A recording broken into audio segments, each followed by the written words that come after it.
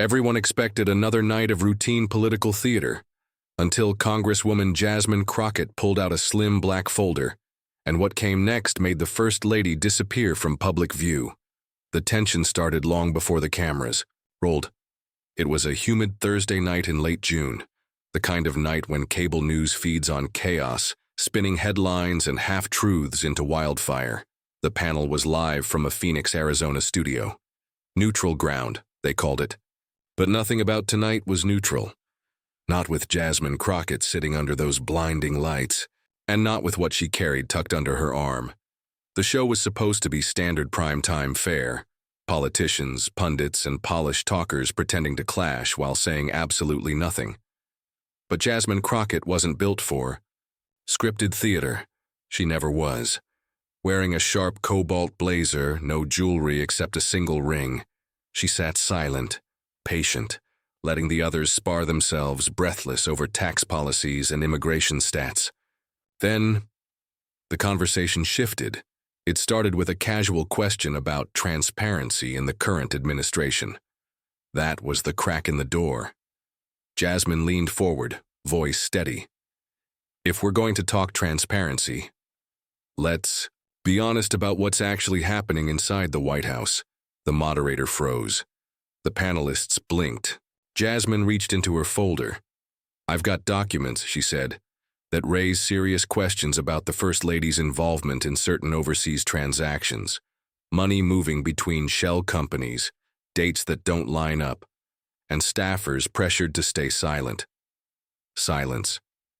You could hear a pin drop. A former communications director from Florida jumped in, defensive. Congresswoman, this is irresponsible. Pure speculation at best. Jasmine didn't flinch. She slid a single sheet across the table. This isn't speculation, she said. This is a wire transfer record, dated 3 weeks before that so-called charity event in Prague, showing $420,000 deposited into an account in Slovenia, under a company that doesn't appear to exist. Then, the bombshell. Guess whose name is on the signatory list? The camera cut to the moderator, visibly rattled. You're saying Melania Trump personally benefited from an illegal transaction? Saying, Jasmine replied. People have been looking the other way for far too long, because it's easier to believe the image than question the machine behind it. That's when everything shifted. Phones lit up in real time. Producers whispered behind the glass. And 23 miles away in Washington, D.C., inside the East Wing, the First Lady's private room went eerily silent, just before everything inside exploded. The moderator scrambled to steer the conversation back to safer ground. Too late. A conservative strategist from Kansas leaned forward, smirking. Why now, Congresswoman? Why tonight? Jasmine didn't blink. Because I've had this information for weeks, she said calmly, and I've watched the coverage. Bury real stories under petty noise. But there's a difference between silence and complicity, and I'm done pretending. She didn't raise her voice. She didn't grandstand. That made it hit even harder. The camera lingered on her face, long enough for viewers at home to see it. This wasn't a stunt. This was a woman carrying a truth no one else wanted to touch. Commercial break. Twitter caught fire. But back in D.C., the response was already spiraling out of control. When the show returned, the studio felt different. Producers scrambled. Phones buzzed nonstop. Social media exploded with screenshots of the wire transfer, spreading like wildfire. And Jasmine? She sat there, calm, almost like she'd been waiting for this moment. The moderator cleared his throat. Congresswoman Crockett, you've made serious allegations. Can you explain exactly what you're claiming? Jasmine nodded once. Absolutely. This isn't about one mistake or a missing form. This is a pattern of influence, misuse of charitable fronts, and money rooted where it shouldn't go. She pulled out another document, sliding it flat on the table. This one's from 2022, she said. An internal memo from a now-defunct nonprofit in Miami. The same one listing Melania Trump as an honorary chair. Her voice sharpened. That organization moved $1.1 million in international donations to a Cayman Islands holding company. Right after a gala she headlined. The former communications director leaned in, irritated. "You're connecting dots that don't exist." Jasmine didn't even look at him. She turned straight to the camera. "I'm not asking anyone to. Take my word for it. I'm asking people to follow the paper trail. Because this isn't about who she married, how she dresses, or where she came from. This is about what was done with power, while the rest of the country wasn't paying attention." A law professor from Ohio broke in, raising an eyebrow. "Are you implying criminal conduct?" "I'm saying this," Jasmine replied, voice steady as stone. "If her name weren't Melania Trump, if she weren't First Lady, she would have been investigated 2 years ago." She paused, letting it land. But instead, people were told it wasn't their place to question her. That's not democracy. That's silence, disguised as respect. And just like that, millions of viewers leaned a little closer to their screens. This wasn't about politics anymore. This was about power, and whether someone had used it to hide actions that would have destroyed anyone else. Behind the scenes, the show's fact-checker leaned into his headset, whispering rapidly.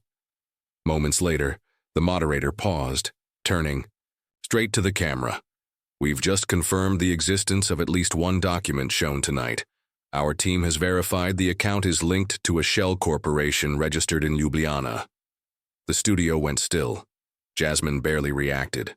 Like she already knew, across the country, chaos ignited. Phones rang in campaign offices. Private group chats exploded. Anonymous texts buzzed through journalists' inboxes. In Dallas, an email leak surfaced, a thread between 2 former White House aides discussing donor redirects.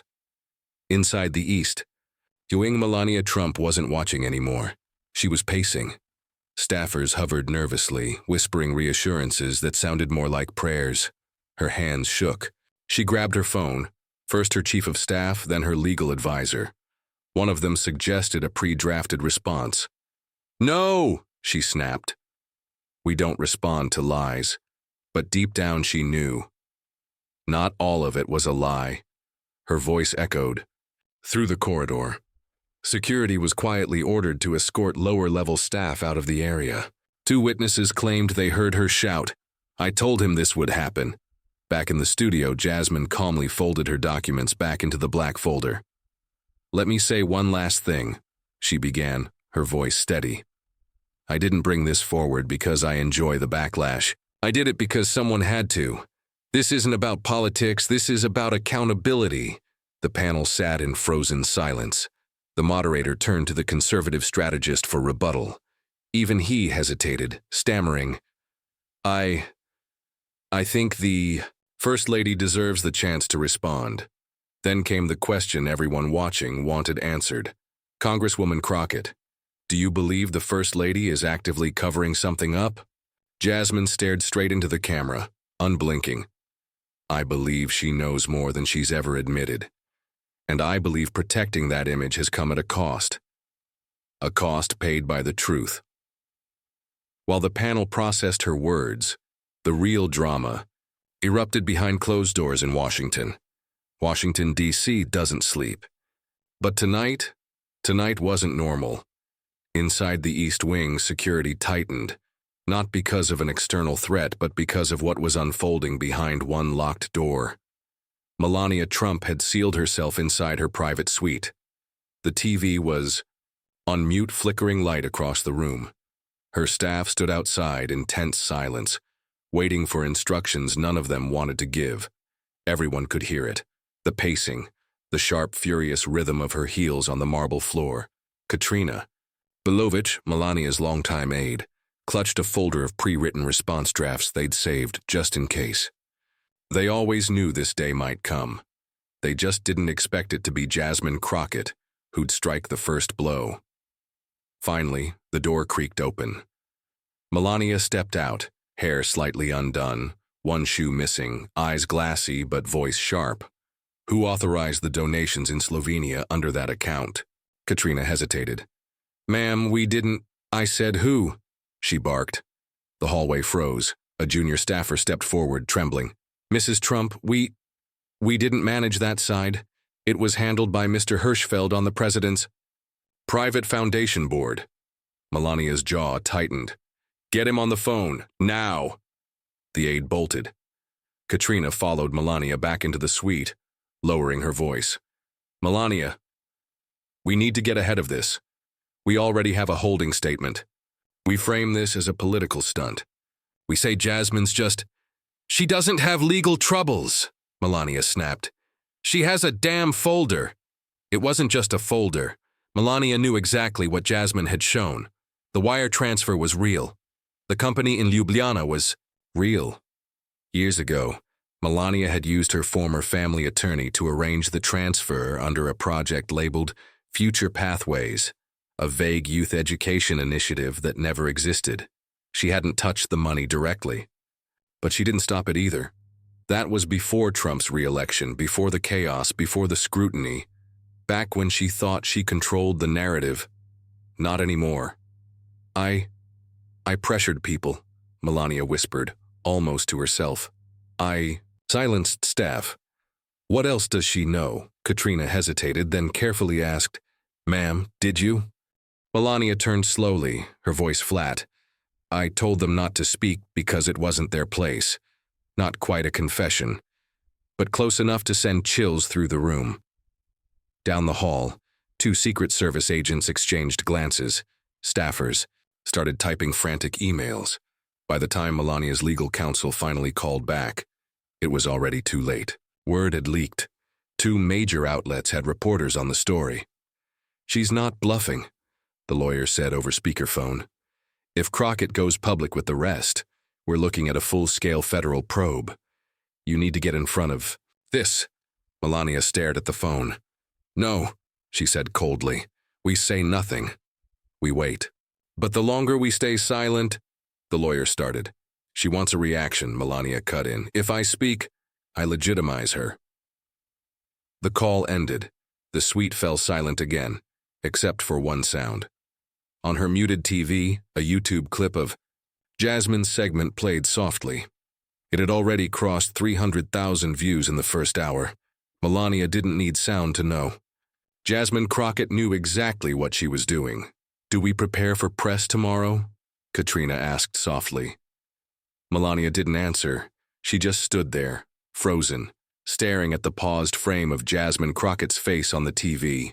Confident, composed, undeniable. But outside those walls, Jasmine's silence was louder than any press conference, and it was gaining momentum. By midnight, the internet had already chosen sides. Clips of Jasmine calmly laying out financial records flooded every platform. TikTok, YouTube, Twitter, late-night commentary. Hashtags spread like wildfire. Crockett knows. First Lady funds. Slovenian money trail. Even people who never followed politics were watching, screenshotting, debating in private group chats. It wasn't just what Jasmine said. It was how she said it. No shouting, no grandstanding. She spoke like someone who had finally stopped swallowing the truth, and people felt that. On the left, praise came instantly. A well-known political analyst from Portland called it the cleanest surgical strike on political hypocrisy we've seen in years. On Reddit, threads exploded. Users connected Jasmine's documents to old tax shelter leaks, cross-referencing an obscure 2021 investigative piece that never gained traction. Until now. But the right fought back just as hard. Fox News ran an emergency segment within the hour, calling it an orchestrated smear attack, designed to undermine the First Lady's dignity. One anchor even claimed the documents could be AI-generated. That narrative collapsed quickly when 3 major fact-checking outlets confirmed key details from Jasmine's folder, live on air. Still, the narrative war raged on. In a dim bar in El Paso, a man in his late 50s slammed his beer on the counter, shouting at the TV rerun, "She's always been classy. That woman's trying to drag her through the mud." Meanwhile, in a Sacramento college dorm, students huddled around a laptop replaying Jasmine's clip like it was the Zapruder film. "This isn't just about Melania," one girl said quietly. "It's about all of them." Finally, someone had said it out loud. Journalists scrambled to track down anyone tied to the non-profit Jasmine mentioned. They found her, Celia Rowe, a former event planner, now living quietly in Sarasota, answered, "A Miami reporter's call with a sigh. I always wondered if someone would ask me. I still have the invoices. They kept telling me not to worry about where the donations went." By morning, Celia's statement was everywhere. 4 major. That's top of the feed. Back in D.C., Jasmine's own team wasn't prepared for a storm this big. They expected backlash, but not this fast. Inside her apartment, Jasmine sat cross-legged on her couch in sweatpants, phone buzzing non-stop. Across from her, aide Kendra Mosley stared at her laptop, wide-eyed. "You're trending in 23 states," she said breathlessly. "Someone made a slow-mo clip of you sliding that document across the table. With dramatic music under it. It already has 800,000 views." Jasmine took a sip of water. "Do we need to release a follow-up?" Kendra shook her head. "No. Staying quiet is smarter. You said what needed to be said. Let them scramble." Jasmine leaned back, exhaling. "You think she's rattled?" Kendra hesitated, then lowered her voice. "The East Wing was on lockdown last night. And her legal team, they made 2 private calls to a firm in Luxembourg." Jasmine didn't smile, but she breathed deeper. "I didn't go after her to make headlines," she murmured. "I know," Kendra replied softly. "But you just became the one person in this city who actually said something that mattered." The internet agreed. But not everyone in Congress celebrated. Some centrist colleagues quietly began distancing themselves. One even told a local paper Jasmine had crossed the line. Another called her staff, suggesting she let this cool down. She didn't respond. She kept her head down, as the momentum kept growing. Not manufactured, not manipulated, just rising. But with every hour that passed without a denial, a new question echoed online. If it isn't true, why hasn't Melania said a word? By Saturday morning, Jasmine Crockett's office inbox had over 3,000 new messages. Some were heartfelt notes of support, from strangers, old college classmates, women she'd never met, but others were darker, threats, real ones. "You need to shut your mouth before someone shuts it for you," read one email sent from an encrypted server. Another contained a low-res photo of Jasmine walking to her car on Capitol Hill, taken just 2 days earlier. No words, just the image. Her chief of staff, Lionel Ames, didn't wait. He contacted Capitol Police immediately, tightening Jasmine's security detail. By noon, Jasmine still kept moving. No press tour, no interviews. She let the story breathe, on its own, even as the noise grew deafening. But she wasn't untouched. That Saturday night, after clearing her schedule, she met her longtime friend Reena Patel at a small restaurant in Silver Spring, Maryland. Reena knew instantly. The smile didn't reach Jasmine's eyes. "You okay?" Reena asked, cutting straight to it. Jasmine stirred her drink, voice flat. "Define okay." Reena sighed. "You just cracked open a story buried for years. You're walking around with a target on your back. You haven't slept. And online, half the country calls you a hero, the other half calls you a homewrecker." Jasmine gave a dry laugh. "Yeah, that about covers it." They sat in silence for a while, the soft clinking of glasses and low jazz filling the air. Then Jasmine leaned forward. "And that's when everything shifted. You know what really gets me?" Jasmine whispered, stirring her drink. "They're not mad that I exposed something. They're mad that I did it publicly, like I broke some secret rule about protecting the powerful." "You did," Reena replied softly, leaning in. "You told the truth when everyone else was comfortable pretending they didn't see it." Jasmine stared out the window. "You think I went too far?" Reena didn't hesitate. "No, I think you didn't go far enough. But you need to be careful, Jasmine. They don't play fair." Jasmine didn't respond, but she didn't disagree either. Later that night, back in her D.C. apartment, Jasmine sat alone in the kitchen, scrolling through hundreds of messages. One stopped her cold. It was from her high school civics teacher in Ohio. "Thank you for showing my students what it looks like to stand up when it's hard." She screenshotted it. That one, she kept. Meanwhile, the media machine churned on. Right-wing bloggers released old fundraiser photos trying to link Jasmine to unrelated controversies. One headline screamed, "Crockett's hypocrisy exposed, ties to shady donors revealed." It was weak clickbait, but it still made it to television. Her staff debated a rebuttal. Jasmine shut it down instantly. "No, I'm not dignifying." Garbage. To Lionel, her chief of staff, she said, "Let them dig, they won't find anything real." But behind the calm front, the pressure was mounting. Voicemails started flooding in. Strangers warning her she'd regret poking the First Lady. Anonymous packages arrived at her office. Empty boxes meant to intimidate. Each one was reported. Each time, police found nothing dangerous, but the message was clear. Stay quiet. Jasmine didn't. She kept showing up. Committee meetings, chamber speeches, votes. Some colleagues avoided her gaze. A few offered quiet nods of solidarity. During a break, a freshman representative from Arizona slipped her a folded note. "You're not alone." It helped. But the weight was still real. Jasmine wasn't afraid for her life. Not exactly. She was afraid of something else. That the system would grind her down, break her resolve, and silence her without ever touching her. "You okay?" Lionel asked one night, walking her to her car. She exhaled heavy. "Ask me again next week." By then, the story had already taken root. Journalists, real ones, not TV pundits, had picked up where she left off, and they weren't letting go. By Monday morning, the firestorm had turned into a full-blown investigation.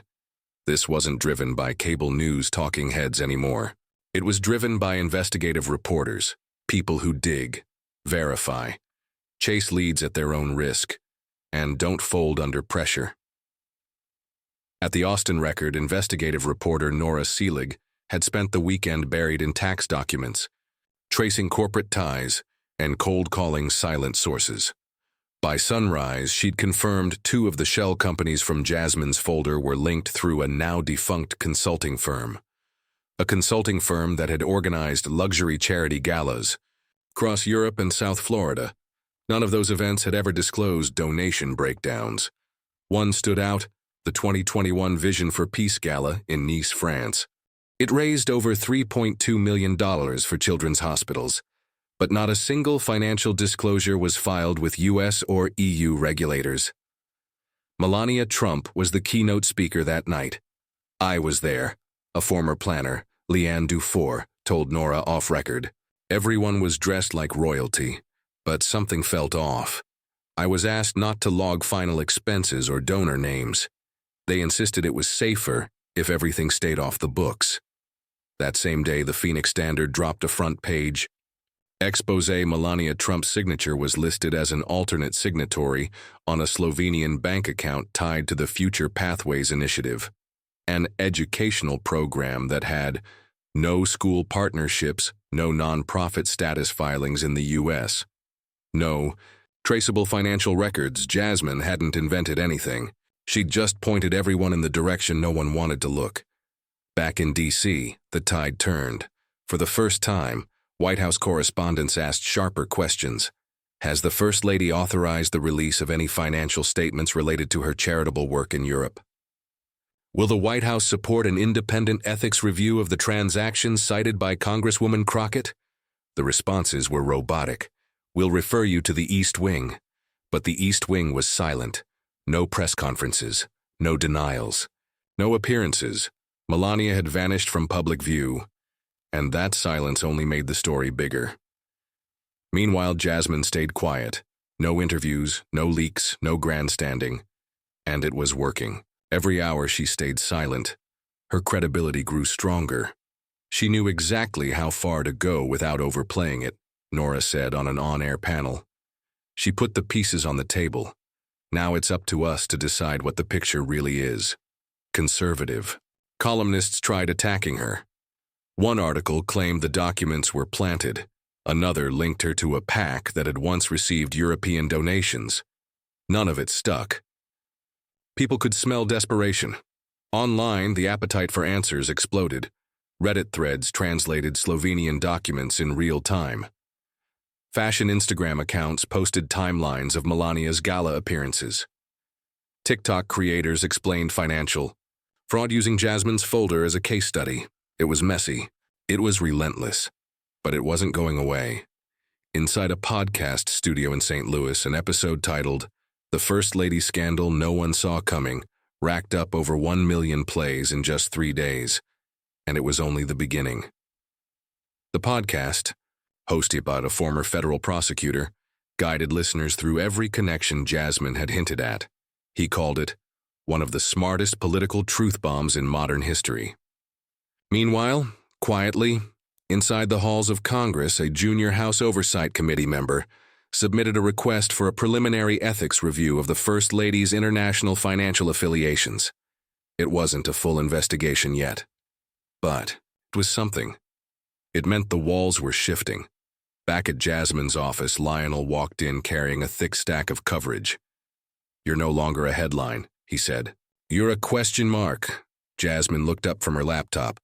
"That a good thing?" Lionel nodded slowly. "It means you made people curious, and in this city, curiosity is the one thing they can't control. But curiosity has consequences.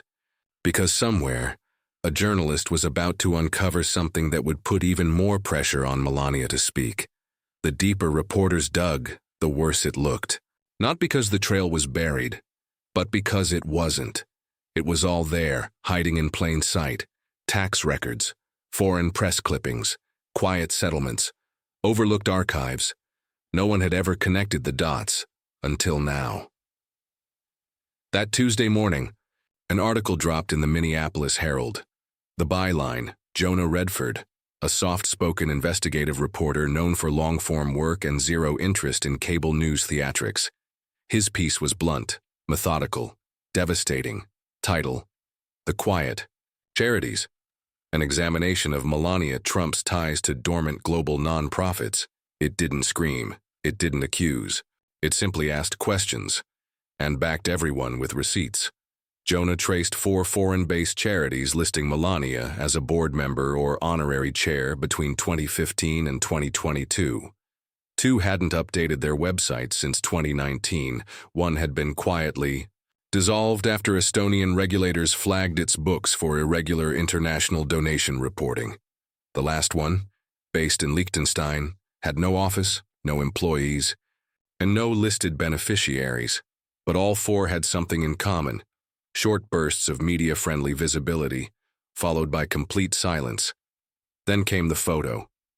A glossy image from 2017 showing Melania standing beside a Saudi philanthropist at a children's gala in Geneva.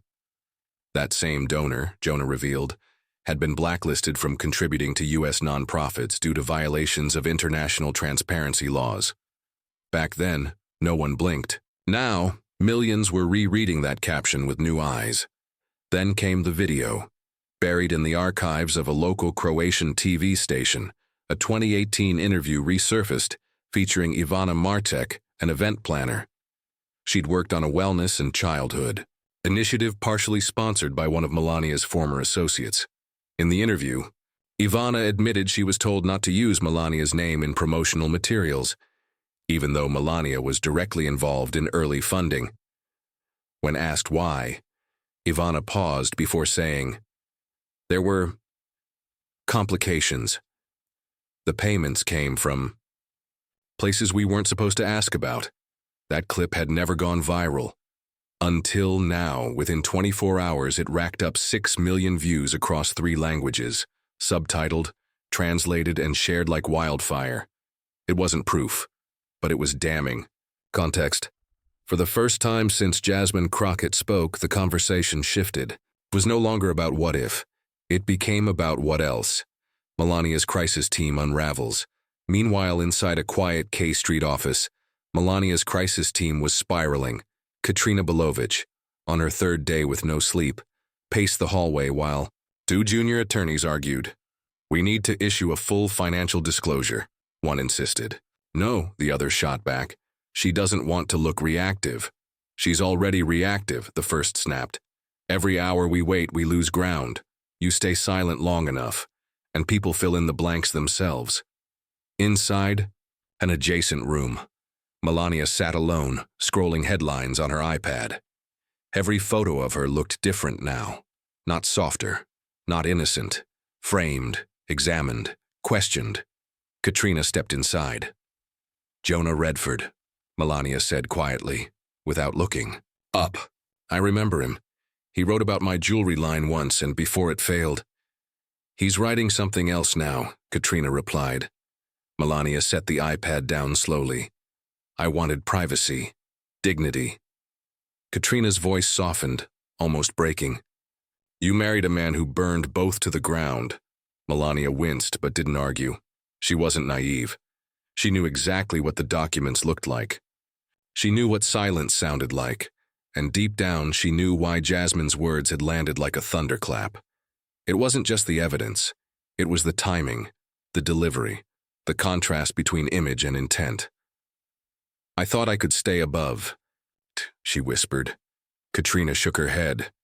"No one stays above it forever, especially not when someone like Jasmine is willing to pull the curtain back." Across town, Jasmine sat alone in her office, flipping through a worn manila folder, filled with old donation records. She wasn't celebrating. She wasn't plotting her next move. She just looked tired. "People think this is about politics," Jasmine said quietly to Kendra, standing in the doorway. "But it's not. It's about how long people are willing to pretend that power makes someone untouchable." Kendra didn't reply. She didn't need to. The story had moved beyond them now. It no longer belonged to Jasmine or Melania. It belonged to the public. But before anyone could decide what came next, Jasmine would break her silence again. Morning show producers begged for exclusives. CNN, MSNBC, even CBS Sunday Morning over. A dozen requests in 48 hours. Every network wanted the first sit-down interview with Congresswoman Jasmine Crockett since her accusations detonated. She turned them all down. Instead, she chose a quiet studio in Baltimore. No audience, no makeup team. Just a single camera, one mic, and a producer she trusted. No lights, no applause, just honesty. And this time, she wasn't holding back. The interview wasn't announced. No teasers, no countdowns, no leaks. At 9 a.m. sharp, it simply appeared. Dropped quietly on Jasmine Crockett's official YouTube channel and personal website. Title: Why I Spoke. The video that shook DC. Jasmine sat in a plain navy blouse, hair pulled back. No script in front of her. No stage. No audience. Just a single camera. Then she began. "I didn't plan to be in this position," she said, voice calm. "I didn't wake up one morning thinking, let me take on the First Lady. This isn't about headlines, it isn't about clout. It's about accountability, because too many people in this town think power makes you untouchable." She paused, breathing steady. "I was raised by people who didn't have power. My mother cleaned houses. My father worked 2 jobs until his knees gave out. They taught me to speak up when something felt wrong, even if no one wanted to hear. To me, especially then." Viewers could see it in her eyes, exhaustion, yes, but also unshakable resolve. "I brought forward what I did because I couldn't live with myself if I didn't, and I knew. I knew the moment I opened that folder, there would be consequences. I've had threats sent to my phone.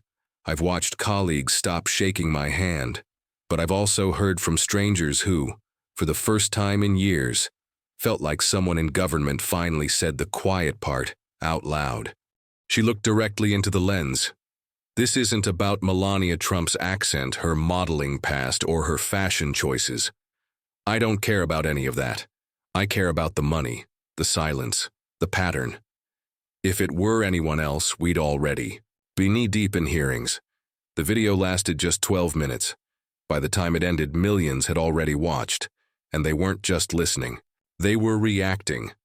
A retired teacher from Arizona stitched Jasmine's words with archival clips of previous First Ladies asking, "How did we get to the point where we expect less from the most visible women in the country?" In Cleveland, a young organizer launched a donation page titled, "For the Truth Tellers."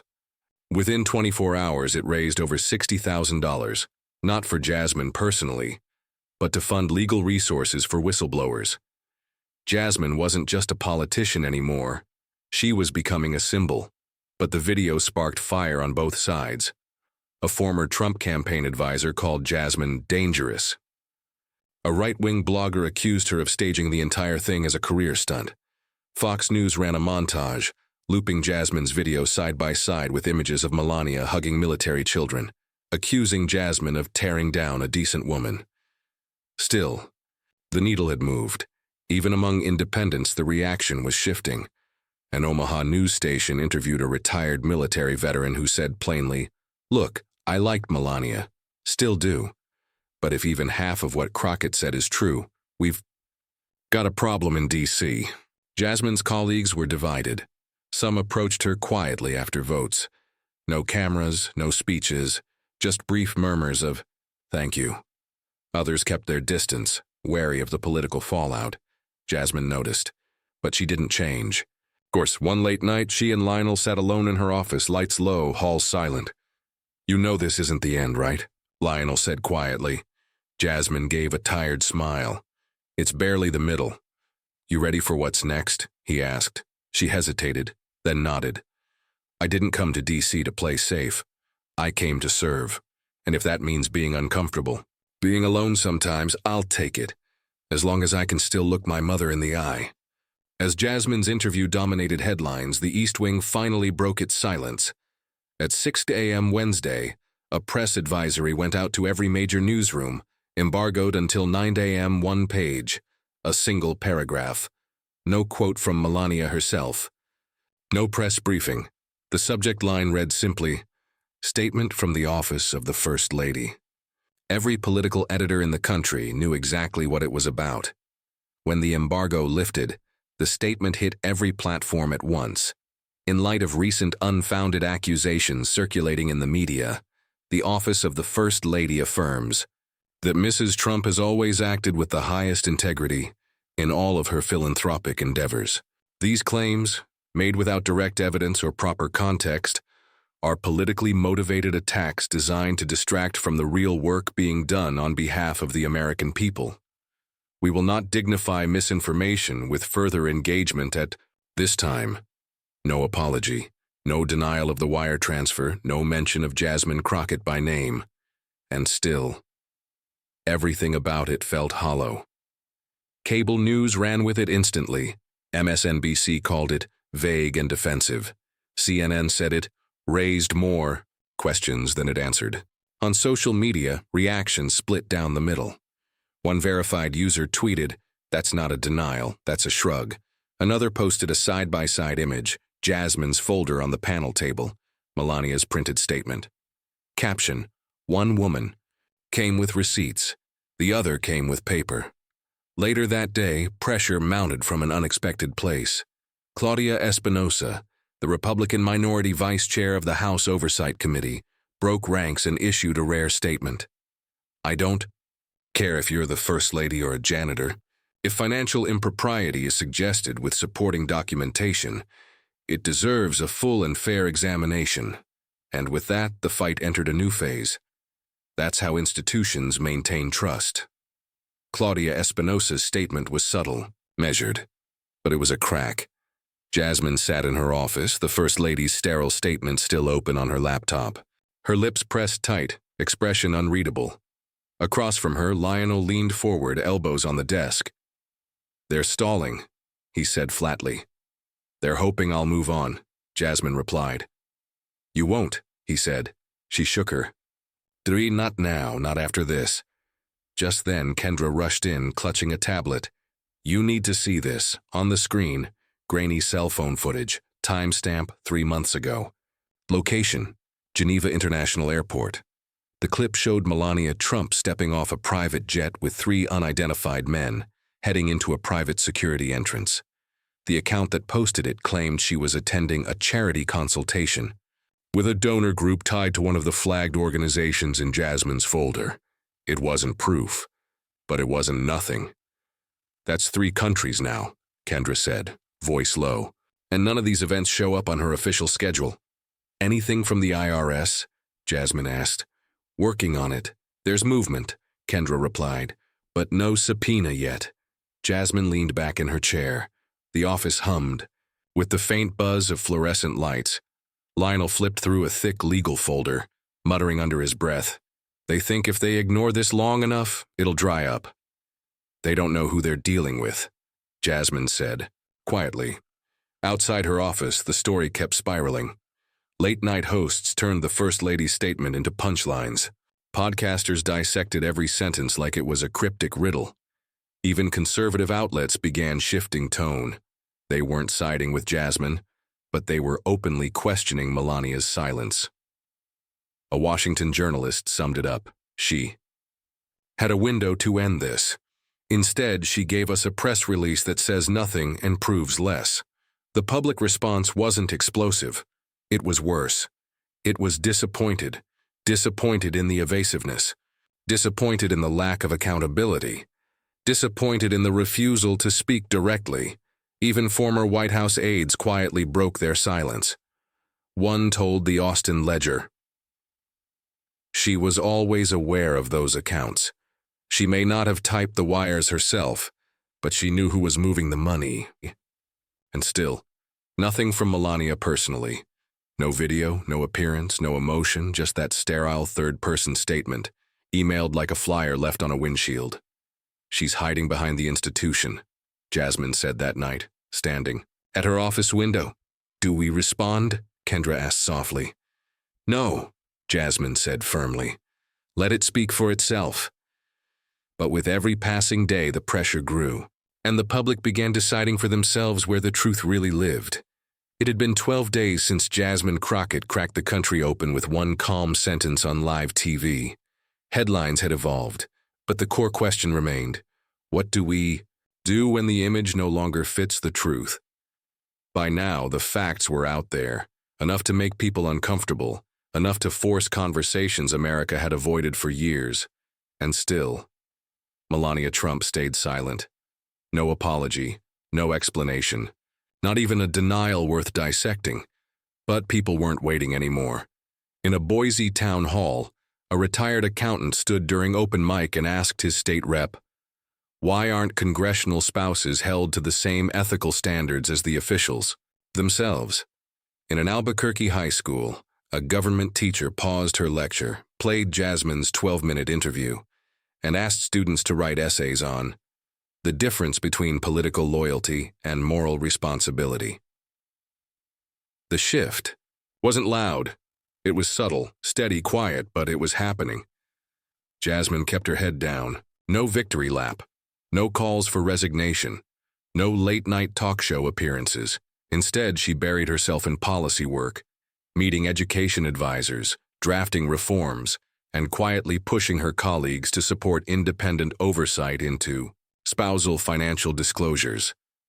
When a journalist stopped her after a committee meeting and asked if she felt vindicated, Jasmine paused, looked up, and said, "This was never about me.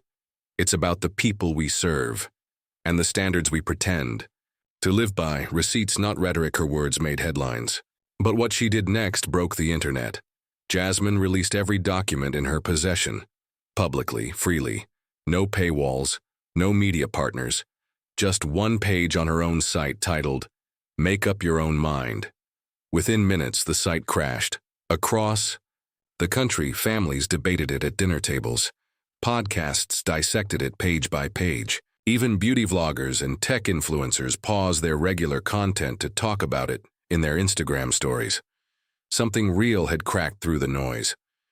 The most powerful response didn't come from the media. It came from a letter. Not from a donor, not from a voter, from a woman in Cedar Rapids, Iowa. Jasmine read it one night alone in her office. "I was never taught to question people who smiled for the camera. We were told it was disrespectful. But watching you, I realized how many lies are hidden behind manners. Thank you for reminding me that truth doesn't always come dressed up. Sometimes it looks tired. Sometimes it sounds angry. But it's still truth. And it matters." Jasmine folded the letter carefully and placed it in her drawer. Outside, D.C. kept spinning, but something had shifted. There were no dramatic arrests, no primetime meltdowns, just consequences. Unfolding slowly, donors quietly began backing away from the First Lady's foundations. Event organizers canceled her appearances.